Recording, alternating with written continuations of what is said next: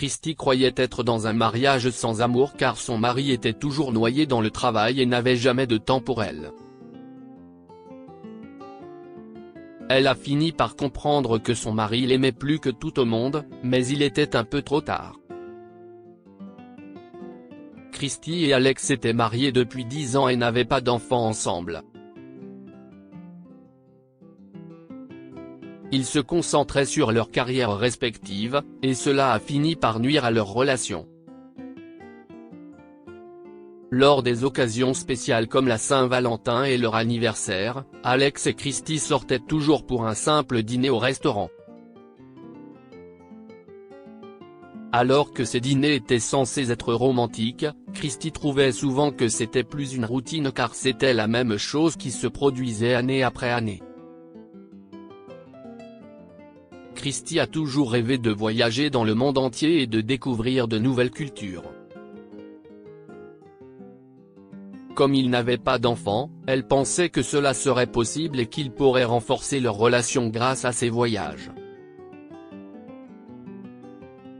Cependant, Alex refusait toujours ces propositions de voyage, disant qu'elles étaient coûteuses et inutiles. Il insistait pour économiser pour l'avenir afin de pouvoir partir en voyage une fois qu'il serait à la retraite. Finalement, Christy a cessé d'être amoureuse. Elle avait l'impression que sa vie n'était qu'une routine, et qu'il lui suffisait de rentrer chez elle pour dormir et manger. Pour aggraver les choses, Alex a été diagnostiqué d'une forme rare de cancer, et ses jours étaient désormais comptés. Cela a rendu la situation difficile pour Christy, qui ne pouvait pas le quitter dans cet état. Un jour, alors qu'elle rentrait du travail, Christy a reçu un appel de l'hôpital. « Madame Carson, votre mari n'est pas en bon état. Il vaut mieux que vous veniez ici immédiatement », a dit l'infirmière. Certes, l'idée qu'Alex puisse mourir si jeune brisait le cœur de Christy et lui tordait l'estomac. Même si elle sentait que leur amour était stagnant et sans étincelle, il était toujours son mari avec qui elle avait passé la plupart de son adolescence. Elle conduit jusqu'à l'hôpital, en essayant de retenir ses larmes. Elle se met à penser à ce qui a mal tourné et à la façon dont les choses auraient pu changer s'il avait fait plus d'efforts en tant que couple. Quand Christy est arrivée à l'hôpital, Alex était branché à plusieurs machines et pouvait à peine parler. Cependant, il a fait de son mieux pour parler à Christy et lui faire savoir ce qu'il ressentait vraiment. Christy, a-t-il commencé à dire. Je sais que je n'aille pas pu te le prouver, mais je veux que tu saches que je t'aime plus que tout au monde. J'ai réalisé à un moment donné que cet amour pourrait ne pas être mutuel entre nous, a-t-il partagé lentement, car il avait du mal à respirer. Je t'aime vraiment, Christy, et je ne pensais pas quitter ce monde si tôt. J'avais prévu tellement de choses pour nous, a-t-il dit en cherchant la main de Christy. Elle se tendit et s'accrocha à lui tandis qu'il continuait à parler. Ce sont mes dernières heures, et il n'y a rien de plus que j'aimerais que de les passer avec toi. Et quand je mourrai, j'aimerais emporter une partie de toi avec moi. Alors s'il te plaît, à mon enterrement, mets quelque chose de toi dans ma poche pour que je puisse le garder pour toujours. À ce moment-là, Christy était en larmes.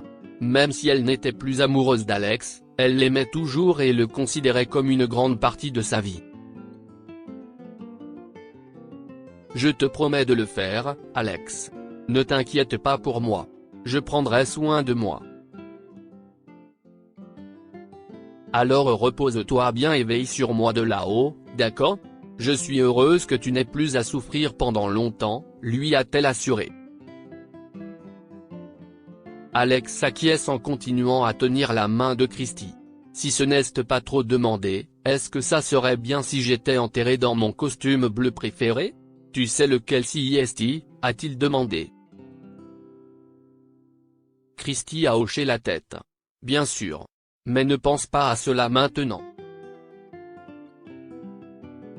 Profitons simplement de ces moments ensemble. D'accord ?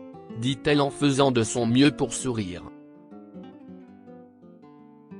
Pendant les 2 heures suivantes, Christy s'est assise à côté d'Alex. Ils écoutaient de la musique, se remémorant leurs années de jeunesse, et parfois restant assis en silence, appréciant simplement la compagnie de l'autre. Cette nuit-là, Alex s'est lentement endormi et ne s'est jamais réveillé. Au revoir, Alex. Merci, a chuchoté Christy alors qu'il était en arrêt cardiaque. Des larmes ont coulé de ses yeux et elle a pleuré en silence pendant que les médecins et les infirmières commençaient à retirer les fils reliés à son corps.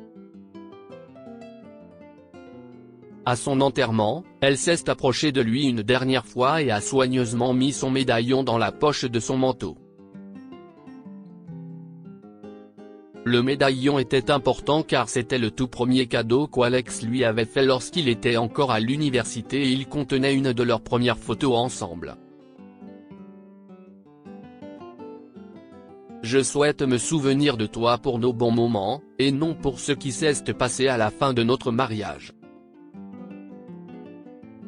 Merci pour ces merveilleuses années, Alex, lui dit-elle doucement. En plaçant le médaillon dans la poche, elle a remarqué un morceau de papier à l'intérieur et l'a soigneusement sorti.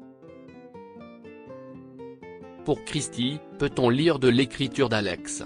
Elle ne l'avait jamais vu auparavant, mais elle a réalisé qu'Alex avait dû anticiper sa mort avant de le placer là. Elle a décidé de le lire plus tard et l'a mis dans sa poche. Ce soir-là, quand elle est rentrée chez elle, elle s'est préparée à lire le mot. Alex y avait écrit, « Chère Christy, je t'ai aimé toute ma vie, et je suis heureux que ce soit toi avec qui j'ai choisi de passer le reste de ma vie. Je suis désolé que dans le processus de vouloir te prouver mon amour, j'ai oublié de vivre dans le présent, et à cause de cela, quelque part en chemin, nous sommes devenus distants. Je me souviens que lorsque nous étions plus jeunes, tu parlais de ton rêve de toujours, ouvrir un café au bord de l'océan, où tu pourrais préparer tes délicieuses recettes de gâteaux et servir des repas copieux aux clients. Je n'ai jamais oublié ce rêve, alors chaque jour, c'était ma motivation pour travailler si dur. Je suis désolé que cela ait pris tout mon temps et que je t'ai négligé dans le processus. J'étais si près de te voir réaliser ce rêve, Christy. Dans mon coffre, il y a un livret de banque à ton nom. J'y ai économisé assez d'argent pour que tu puisses ouvrir ton entreprise. Il y a aussi une enveloppe contenant des documents pour l'achat d'un terrain avec un petit chalet donnant sur la mer. Si est là que tu pourras installer ton café. Je n'avais pas prévu de quitter la terre si tôt.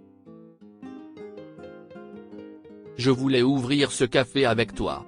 Je suis désolé de ne pas pouvoir être là avec toi quand tu feras de ce projet une réalité, mais sache que je suis toujours avec toi dans ton esprit et dans ta tête.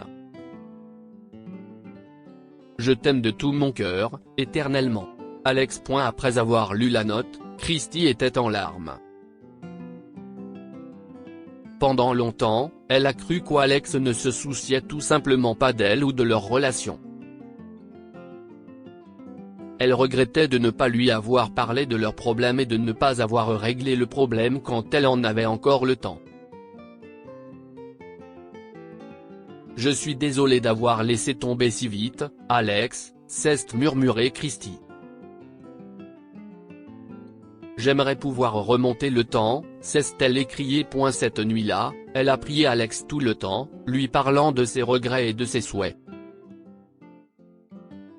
Bien qu'il lui ait fallu un certain temps pour se remettre de sa mort, elle s'est lentement remise sur pied et a commencé à planifier l'ouverture du café, car si est ce qu'Alex aurait voulu.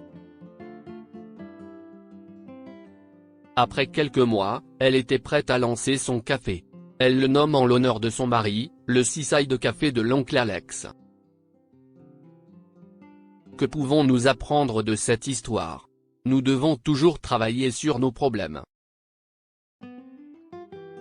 Si seulement Christy et Alex avaient communiqué correctement l'un avec l'autre, ils auraient pu résoudre leurs problèmes conjugaux et sauver leur relation. Dites toujours aux personnes que vous aimez ce que vous ressentez avant qu'il ne soit trop tard. Si seulement Alex avait dit à Christy ce qu'il ressentait vraiment pour elle, peut-être que Christy ne serait pas tombée amoureuse et qu'au contraire, ils auraient pu travailler à renforcer leur relation. Partagez cette histoire avec vos proches. Elle pourrait les inspirer et illuminer leur journée. Si vous avez aimé cette histoire, alors vous aimerez sans doute celle de ce vieux peintre SDF qui dépense tout son argent pour faire un cadeau à une triste fillette orpheline. Abonnez-vous à Mon Mama sur Google News.